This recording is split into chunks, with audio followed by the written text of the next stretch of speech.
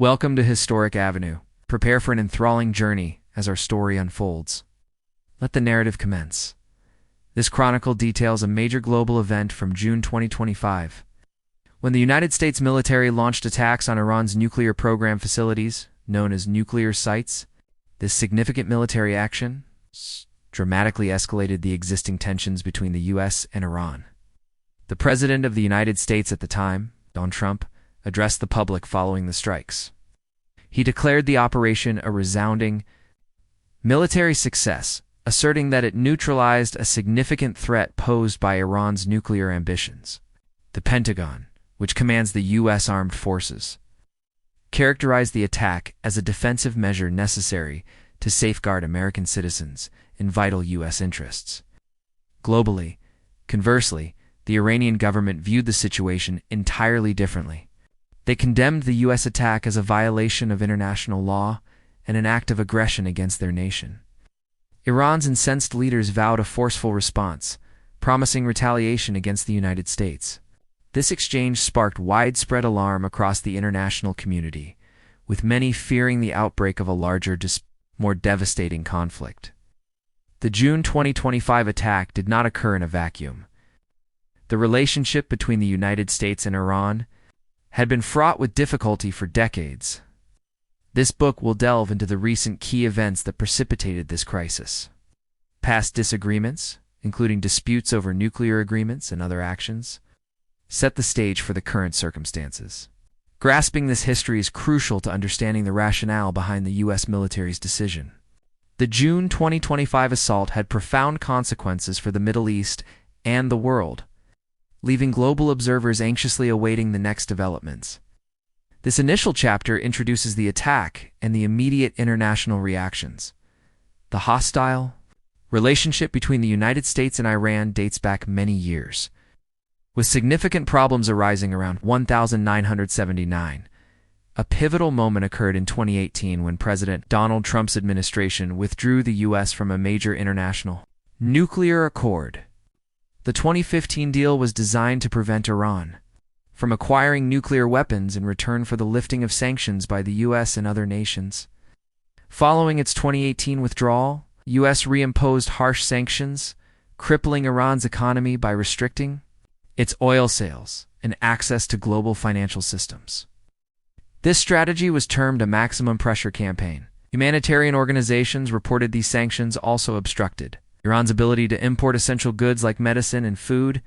Consequently, Iran began to breach its commitments under the nuclear deal in 2019 and 2020, escalating its nuclear activities and causing tensions to soar.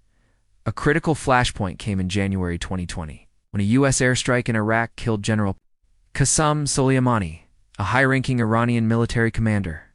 Iran retaliated by launching missiles at U.S. bases in Iraq, which resulted in no fatalities but marked a perilous escalation. The regional situation deteriorated further from late 2023, following the Hamas attack on Israel, which ignited a broader conflict. Iran increased its support for proxy groups opposing Israel and U.S. allies, supplying aid and arms to factions in Lebanon, Yemen, and Iraq. Amidst these rising tensions, a brief diplomatic effort emerged shortly before the June 2025 strikes. With the U.S. and Iran holding direct talks about the nuclear program, these negotiations were the first of their kind in 7 years, offering a glimmer of hope for a peaceful resolution. However, the talks failed to overcome the profound animosity and distrust cultivated over decades. The populations of both the United States and Iran harbor a general mistrust of the other's government. Many Americans perceive Iran as a threat, believing it seeks nuclear weapons and supports hazardous organizations, thus viewing the U.S. strikes as a necessary preventative measure.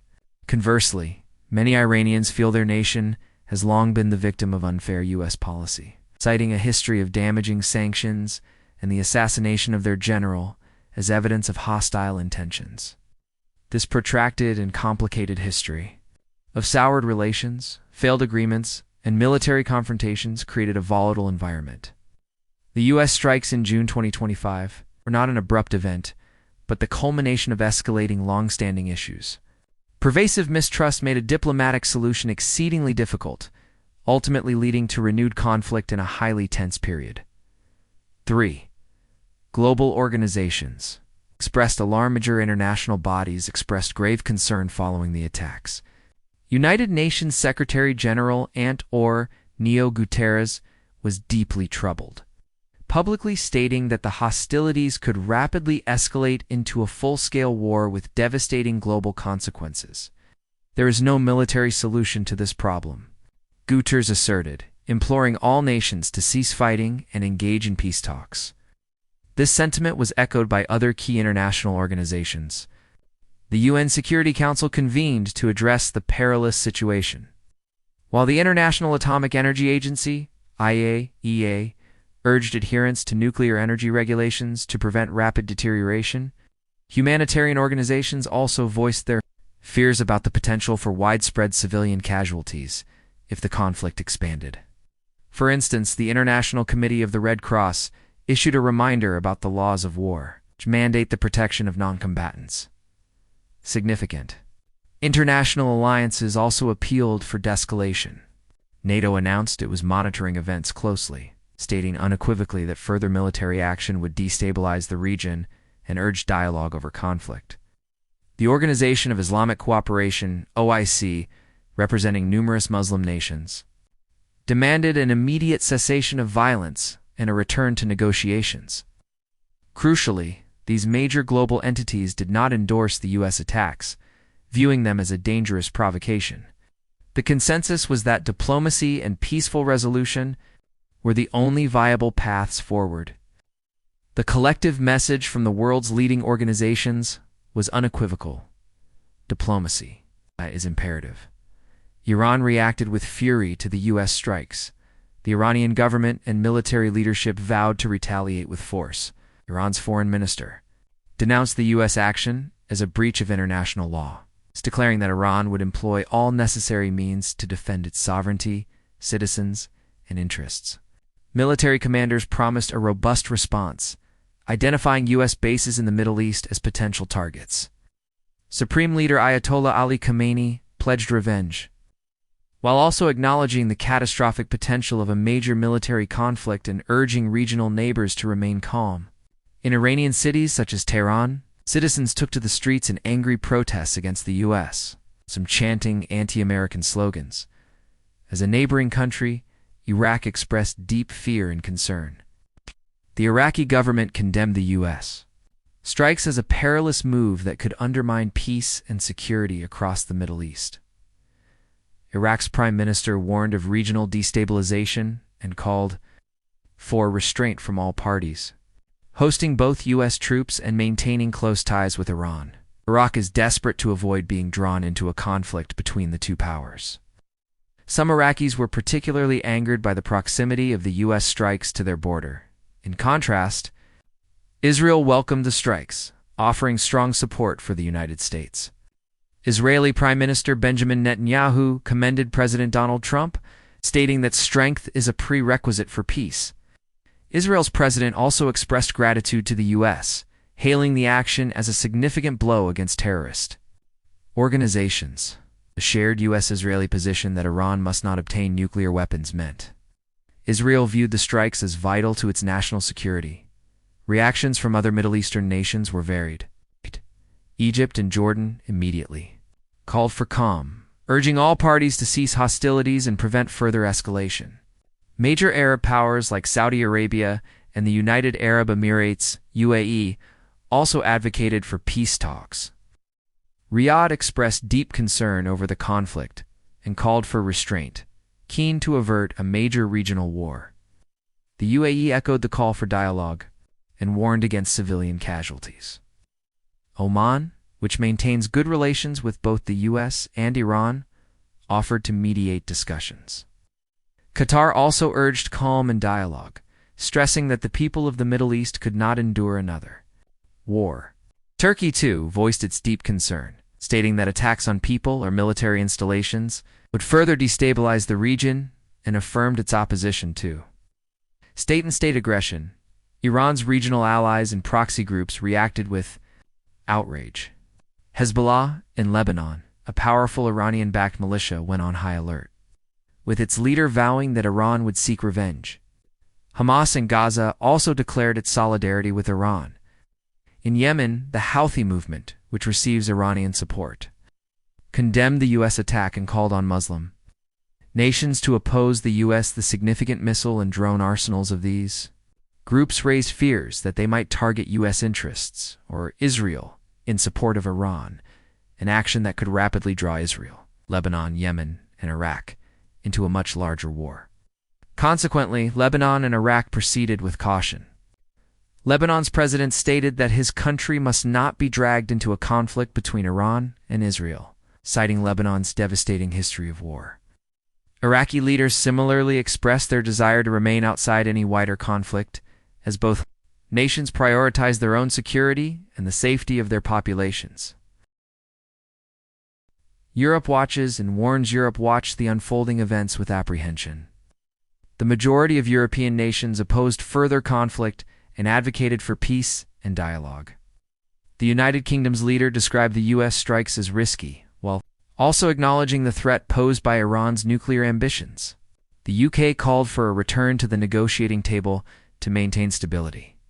The European Union collectively urged a cessation of hostilities and a resumption of talks between the U.S. and Iran. An EU leader was clear that Iran should not acquire a nuclear weapon, but emphasized that war was not the solution. France also called for calm, seeking to prevent the conflict from escalating. While opposing Iran's nuclear program, the French government maintained that dialogue was the correct approach. Germany expressed similar concerns about potential escalation, with its leaders advocating for a collaborative international effort. To resolve the crisis, Russia, a major Eurasian power, strongly condemned the U.S. strikes as a violation of international law. A senior Russian official accused the U.S. of recklessness, and President Vladimir Putin called for urgent high-level talks to avert a major war. Smaller European nations also voiced their support for peace and diplomacy over military action. Switzerland, with its history of neutrality, offered its services as a mediator. Throughout Europe, many analysts worried that the U.S. strike could galvanize public support for the Iranian government and complicate future diplomatic efforts. Point 6. Reactions from Asia. Africa and the Americas, nations distant from the Middle East, also monitored the U.S. actions, holding diverse perspectives on the attacks against Iran. In Asia, China was vociferous in its condemnation, stating the U.S. strikes violated international law and would exacerbate regional instability. Beijing called for an immediate halt to the fighting and a return to dialogue. Japan appealed for peace. While concerned about Iran's nuclear ambitions, it did not fully endorse the U.S. military action and sought a swift de-escalation. South Korea also urged calm, expressing regret over the use of force while acknowledging the security concerns regarding Iran's weapons program. South Korea aligned its position with the U.S. and Japan. India observed the situation closely, calling for dialogue to resolve the issues and for a general calming of tensions. Reflecting its friendly relations with Iran, particularly in the oil sector, Pakistan voiced strong disapproval of the U.S. attacks, deeming them dangerous and contrary to international law. Islamabad warned that regional conflict threatened its own security and urged all parties to engage in dialogue to find a peaceful resolution farther afield. US allies Australia and New Zealand also called for peace and dialogue, emphasizing that it was a time for diplomacy, not combat. Many African nations appealed for calm and peace talks. South Africa expressed shock at the use of force, and the African Union conveyed the deep concern of its member states. Nigeria and Kenya also called for peace. A prevalent sentiment in Africa was that this was another instance of external powers causing regional turmoil, with additional worries about the potential impact on global oil prices in the Americas. Responses were mixed. Canada called for peace and dialogue, urging both sides to de-escalate to ensure public safety. Mexico also issued an immediate call for peace and a cessation of hostilities. In Latin America, some left-leaning governments were vehemently opposed, denouncing the U.S. attacks as illegal and highly dangerous. Nations such as Venezuela, Colombia, and Cuba strongly criticized the U.S. action. In contrast, right-leaning governments in Latin America were more cautious, with some, like Argentina, being slightly more supportive of the U.S., though the majority, still urged restraint and an end to the fighting, highlighting the need for arms control regulations. Thus, a global consensus emerged from countries far from the conflict, calling for peace and dialogue in the wake of the U.S. strikes on Iran, driven by a desire to prevent further escalation. 7. U.S. internal division and global public opinion within the United States. The strikes elicited sharply divided opinions among leaders and the public.